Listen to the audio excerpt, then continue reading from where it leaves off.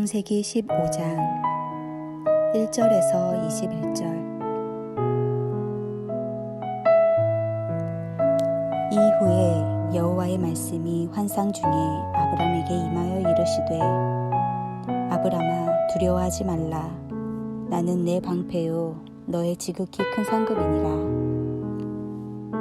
아브람이 이르되, 주 여호와여, 무엇을 내게 주시려 하나이까?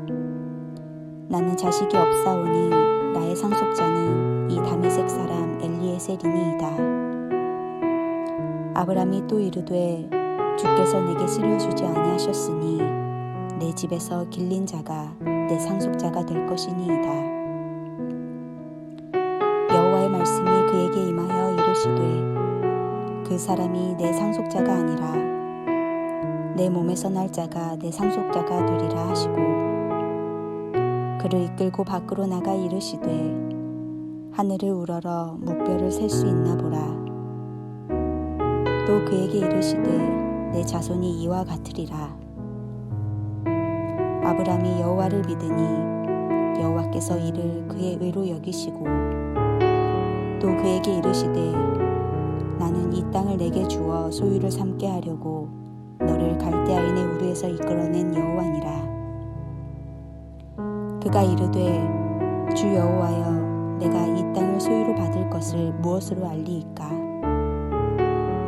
여호와께서 그에게 이르시되, 나를 위하여 3년 된 암소와 3년 된 암염소와 3년 된 숫양과 산 비둘기와 집 비둘기 새끼를 가져올지니라. 아브람이 그 모든 것을 가져다가 그 중건을 쪼개고 그 쪼갠 것을 마주 대하여 놓고 그 새는 쪼개지 아니하였으며, 솔개가 그 사체 위에 내릴 때에는 아브람이 쫓았더라. 해질 때에 아브람에게 깊은 잠이 임하고 큰 흑암과 두려움이 그에게 임하였더니, 여호와께서 아브람에게 이르시되, 너는 반드시 알라. 내 자손이 이방에서 객이 되어 그들을 섬기겠고 그들은 400년 동안 내 자손을 괴롭히리니, 그들이 섬기는 나라를 내가 징벌할지며 그 후에 내 자손이 큰 재물을 이끌고 나오리라. 너는 장수하다가 평안히 조상에게로 돌아가 장사될 것이요, 내 자손은 4대 만에 이 땅으로 돌아오리니, 이는 아모리 족속의 죄악이 아직 가득 차지 아니함이니라 하시더니, 해가 져서 어두울 때에 연기 나는 화로가 보이며 타는 횃불이 쪼갠 고기 사이로 지나더라. 그날에 여호와께서 아브람과 더불어 언약을 세워 이르시되, 내가 이 땅을 애굽 강에서부터 그 큰 강 유브라데까지 내 자손에게 주노니, 곧 겐 족속과 그니스 족속과 간몬 족속과 헷 족속과 그리스 족속과 르바 족속과 아모리 족속과 가나안 족속과 기르가스 족속과 여부스 족속의 땅이니라 하셨더라.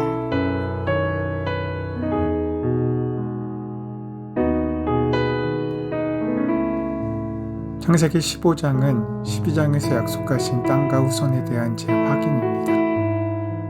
믿음이 무엇입니까에 대한 정의를 하고 있는 중요한 장이기도 합니다. 이때쯤 아브라함은 하나님의 약속이 어떻게 성취될 것인가에 대한 두려움을 가지고 있었던 것 같습니다. 이런 아브라함에게 하나님께서 찾아오십니다. 그리고 마치 중간 점검을 하시듯 불안 가운데 있는 아브라함을 독려하시며 약속을 재확인하시는 모습을 보여줍니다. 여기서 아브라함에게 여호와의 말씀을 믿는 사람, 곧 의인이라고 하신 말씀은 성경 전체에서 의인에 대한 기초가 되는 것입니다. 여호와의 말씀을 믿는 사람, 이는 이후로 계속해서 아브라함의 꿈의 내용이고 그의 삶의 목적이었습니다. 약속은 때가 되면 저절로 이루어지는 것이 결코 아닙니다. 약속을 이루기 위한 준비도 있어야 하고 이루어가는 과정에 대한 점검도 있어야 합니다. 하나님께서는 아브라함에게 두려워하지 말라고 말씀하십니다. 사실 아브라함에겐 두려움이 있었습니다. 그런데 그 두려움은 양식이 없어서, 먹을 것이 없어서 드는 두려움과 걱정이 아니었습니다. 그는 이미 죽음을 불사하고 전쟁을 치러낼 만큼의 용기 있는 사람이었습니다. 그런 이유로 그의 두려움은 그의 안전에 대한 두려움이나 의식주에 관한 두려움은 아니었을 것입니다. 그렇다면 어떤 두려움이었겠습니까? 그의 두려움은 과연 하나님의 약속이 이루어지는가에 대한 신앙적인 두려움이었습니다. 아브라함은 걱정이 많았습니다. 좀 더 구체적으로 말해 걱정의 핵심은 나이가 들도록 그의 되를 이을 자식이 생기지 않았다는 것입니다. 자식이 있어야 하나님의 약속이 현실화될 터인데 자식이 생길 기미는 보이지 않고 걱정이 이만저만이 아니었습니다. 하나님께서는 바로 이런 상황에 처해 있는 아브라함을 안심시켜줄 필요가 있으셨습니다. 그래야 그가 끝까지 믿음의 길을 이탈하지 않고 걸을 수 있기 때문이었을 것입니다. 아브라함의 두려움, 그것은 하나님의 약속 성취에 대한 현실적인 두려움이었습니다. 오늘날 우리가 가지고 있는 두려움은 어떤 두려움입니까? 그저 하루하루를 어떻게 살 것인가, 어떤 풍요를 누리고 살 것인가에 대한 근심입니까? 시험에 떨어질까 하는 걱정입니까? 무엇을 먹을까, 무엇을 마실까, 무엇을 입을까에 대한 염려입니까? 아브라함이 보여주는 신앙적 두려움은 많은 것을 생각하게 합니다.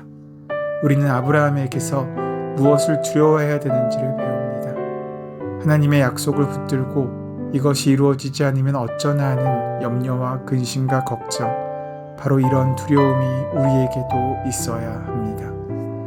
하나님께서는 이런 아브라함의 모습을 보시고 그를 다시 찾아오십니다. 그리고 두려워하지 말라고 안심시키면서 힘이 나는 말씀을 주십니다. 1절 하반절에 하나님께서는 나는 너의 방패요 너의 지극히 큰 상급이라 라고 말씀하십니다. 방패가 무엇입니까? 방패는 그 몸을 지키도록 방어해주는 무기입니다. 그 몸에 늘 지니고 있는 것입니다. 하나님께서 나는 너의 왕이다 라고 하셔도 감사한 일인데 하나님은 나를 지키시는 방패가 되신다고 말씀하십니다. 늘 우리와 함께 하신다고 약속하십니다. 두려워하고 있는 아브라함에게 이것이 얼마나 큰 위로가 되겠습니까? 더 나아가 나는 너의 상급이다 라고 말씀하십니다. 아브라함의 상급은 그가 얻게 된 물질이 아니라 땅이 아니라 하나님이 함께 하시는 것입니다. 하나님의 꿈을 붙들고 불안해하는 아브라함, 하나님께서는 그런 그를 붙드시고 하나님의 꿈에 함께 걸어가고 동행하기를 지금 요청하고 있으신 것입니다.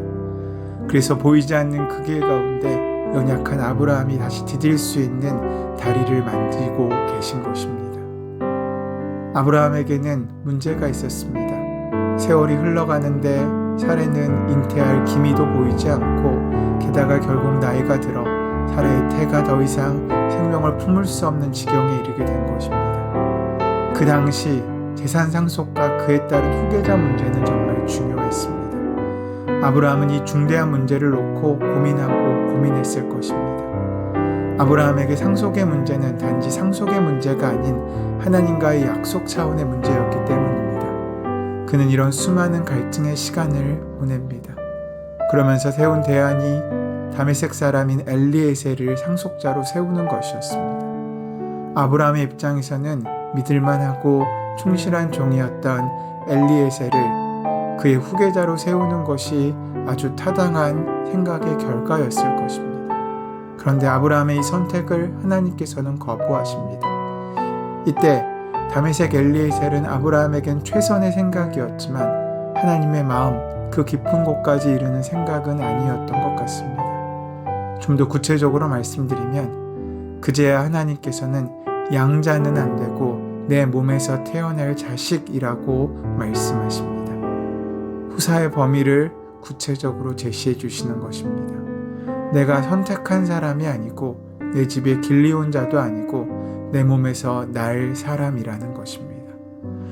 하나님이 준비하신 자라는 것입니다. 그러니 그때까지 기다리라는 것이지요. 하지만 이미 약속을 받고 10년의 시간을 기다렸고 이제는 생물학적으로 자식 생산이 어려운 지경에 이른 상태인데 또다시 기다림을 요청하고 있으신 것입니다. 이제 아브라함의 응답의 차례입니다. 다메섹 엘리에셀을 선택하는 것이 그에게는 합리적인 대안이라고 생각했지만 그것을 거절하신 하나님, 그 반응에 아브라함은 이제 응답해야 했습니다. 그런데 아브라함은 하나님의 그 계획에 순종합니다. 자신의 뜻이 아닌 하나님의 뜻을 따라 자신의 계획인 다메섹 사람 엘리에셀을 상속인으로 지정하는 것을 취소하고 지금까지 20년을 기다렸지만 또다시 기다리겠다고 하나님께 말씀을 드립니다. 기다리는 것만큼 힘든 일이 어디 있겠습니까? 그런데 아브라함은 기다리겠다고 그 사실을, 그 약속을 받아들입니다. 하나님께서는 하늘을 가르치시며 약속을 재확인해 주십니다. 아브라함은 그 하나님의 말씀에 믿음으로 반응합니다. 객관적으로 달라진 것은 없지만 그 순간 모든 것이 바뀌는 초월의 자리가 그 땅에 시작되었습니다.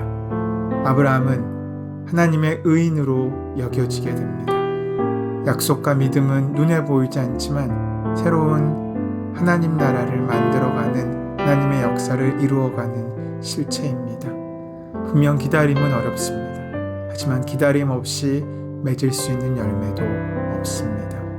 오늘 우리는 어떤 기다림의 중간에 있습니까?